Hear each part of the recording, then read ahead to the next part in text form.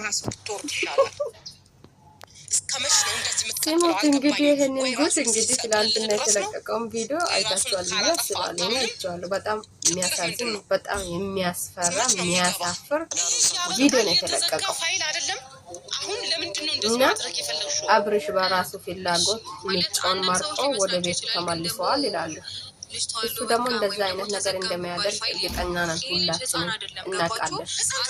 እሷ ደግሞ እንደዛ አይነት ማስፈራሪያዎችን እንደምትጠቀም ደግሞ እርግጠኛ ነን እንግዲህ ታደርጋለች። ከዚህ በፊትም አርጋለች።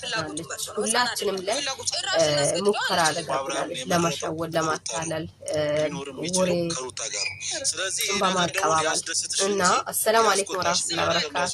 ውዶች ቤተሰቦች እንዴት ናችሁ? ደህና ናችሁ አላችሁ? አልሐምዱሊላህ በኔ ሁሉ ሰላም ነው። ጁማ እንዴት ነው? በስደት ዓለም ላይ መድኃኒቶች ሆናችሁ ለምታሳልፉ መልካም ጁማ ይሁንላችኋል ብያለሁ። እንግዲህ ጥሩ ነበረ እና ሲቀጥል ይህንን ቪዲዮ ሲጀምሩት እንግዲህ በላይክ ጀምሩ። ላይክ ለኔ በጣም ያስፈልገኛል፣ በጣም ያበረታተኛል። ሰብስክራይብም አርጉኝ፣ አበረታቱኝ፣ አይቀነስባችሁም፣ ግን ለኔ ይጠቅመኛል። ደጋጎች የመደም ቅመሞች እኛው ለኛ ነን እንግዲህ ከኛው ሌላ ምንም አይደል እና አበረታቱኝ። እንግዲህ እንደሰማችሁት ነው። እኔ ትዳር በግድ እንደሆነ አላቅም ነበረ። ትዳር በማስፈራራት በማስገደድ የለም፣ እኔ እስከማውቀው የለም። ትዳር ወደሽ ፈቅደሽ ገብተሽ የምትኖሪ ህይወት ነው ትዳር ማለት። ተፋቅረሽ ተዋልደሽ የምትከበርበት ነው ትዳር ማለት። ልጅ ወልደሽ አሁን እነዚህ እየሰሩ ያሉት ትዳር እንዲጠላ ነው እንጂ ትዳር እንዲወደድ አይደለም እየሰሩ ያሉት። ጎብዞ እየሰሩ ነው። ማሻአላ ባሉት እንግዲህ በእነሱ ማሻአላ የምትሉት አላችሁ አይደል? ማሻአላ ባሉ አበረታቱት። አዎ ተንኮልና ብልግና የሚሰራውን ሰው የሚያበረታታው ብዙ ነው። አሁን ይሄ ልጅ ወዶ ፈቅዶ ይመስላችኋል? የእውነት ይሄ የኢፍሬም የሚባለው ልጅ የአብርሃም ወንድም ነው? ከእናት ከአባት አንድ የተወለዱት ናቸው? እኔ ሲመስለው አይመስለኝም። ወንድም ለወንድም እንደዚህ አይጨክንም። ለዛም ታናሽ ወንድም ለታላቅ እንደዚህ አይቼም ሰምቼም የማላውቀው ታሪክ ነው።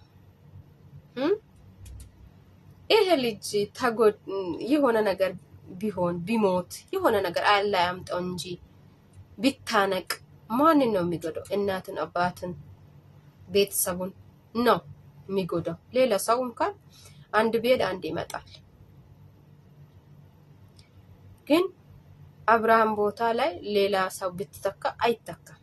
አንተ ኤፍሬም የምትባለው ሰውየው ማለት ነው ሲመስለኝ። እኔ ይሄ ወንድምም አይመስለኝም። እኔ ወንድም ነው ብዬ አላሰበም።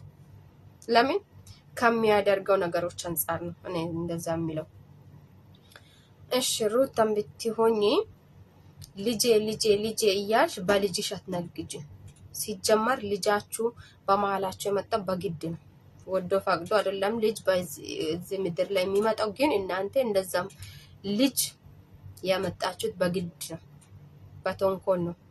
ለምን አንቺ የመጣሽው መጀመሪያም ለስራ ነው የመጣሽው። ከዛ በኋላ ወድጄ ያለው አፍቅሬሃለሁ እባክናልሽ። ያ የሚዲያ ደጋጎሽ ደግሞ አረ ተቀበላት፣ ፍቅር ለፍቅር የሚለቀስ ዘመን አልፏል። እሷ ለፍቅር ብላ እያለቀሰች አትተዋት እያሉ እንግዲህ ፑሽ አረጉ፣ ተተቀበለሽ። ከዛስ ትንሽም ሳትቆይ እንግዲህ ምንም ሳታደርጉ ምንም ሳትይ ከቤተሰብ ፈነግጠሽ ወጣሽ። ለቤተሰብ ክብር ስለሌለሽ፣ ለራስሽ ክብር ስለሌለሽ። ከዛስ ምንም ሳትባለው ምንም ሳይደረግ አረጋሽ። ካረገሽ በኋላ በግድ አሁን ካላገባኝ አልሽ፣ አንቀሃለሁ አልሽ፣ አገባሽ። አውቃለሁ እኮ ከስር መሰረቱ ስለነበርኩ። ካገባ በኋላም ብዙም ሳትቆዩ መጣላት ጀመራችሁ። ይሄ አመት አለፋችሁ መጣራት ንትርክ ከጀመራችሁት። ወልደሽም አርግዘሽም አላረፍሽም። ካንተ ራስ አልወርድም ህይወትን ሲኦል ነው የሚያደርገው እያልሽ እንግዲህ ጠንክረሽ እየሰራሽ ነው። ፊተኝ አልፈልግም፣ ለአንተ አልመጥንህም፣ አትመጥነኝም አልሽ፣ ፈታሽ።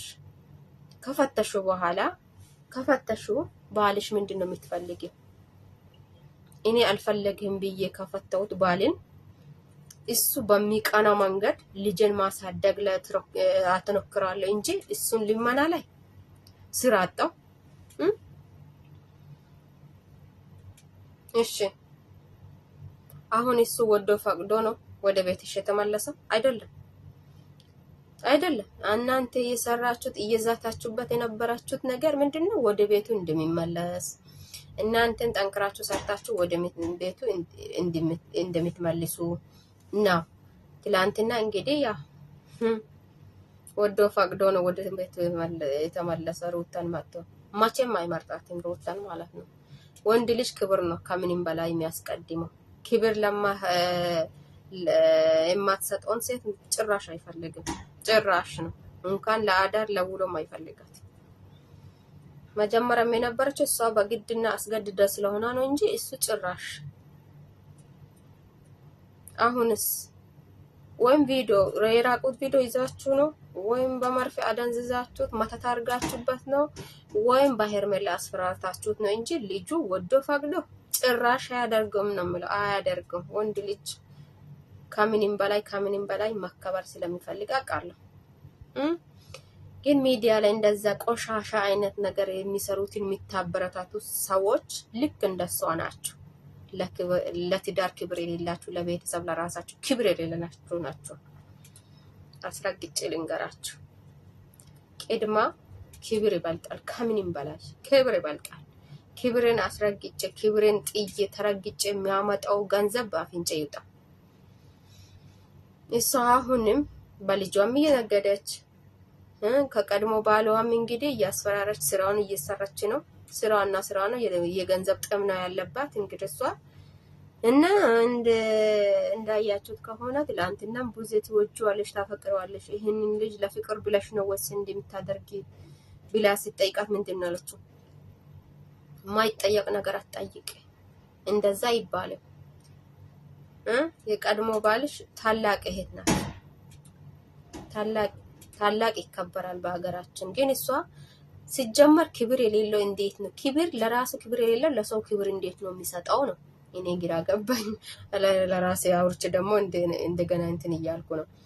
ሰው እንኳን የሆነ ነገር ለማውራት እንደዛ አይነት ካርኩ ሰው ይቀየመኝ ይሁን እንዴ መጥፎ መልስ ይሁን እንዴ ብሎ አስተውሎ ይናገራል። እሷ እኮ አስተዋይ በቃ ማስተዋል ነገር ለተመልካች፣ ለህዝብ፣ ለቤተሰብ ለማንም ደንታ የላትም። እሷ ስራዋና ስራ ነው የምትፈልገው። ለማንም ብዬ አልኖርም አለች እኮ ለራሴ ነው የሚኖረው አለች። ለሰው ክብር ያለው ሰው እንደዛ አይልም። ትዳር እንዲጣላ የሚታደርገውን ነገር የሚታበረታቱ ሰዎች ልክ እንደሷ ናቸው። ልክ እንደሷ አይነት ህይወት ያላችሁት ናቸው።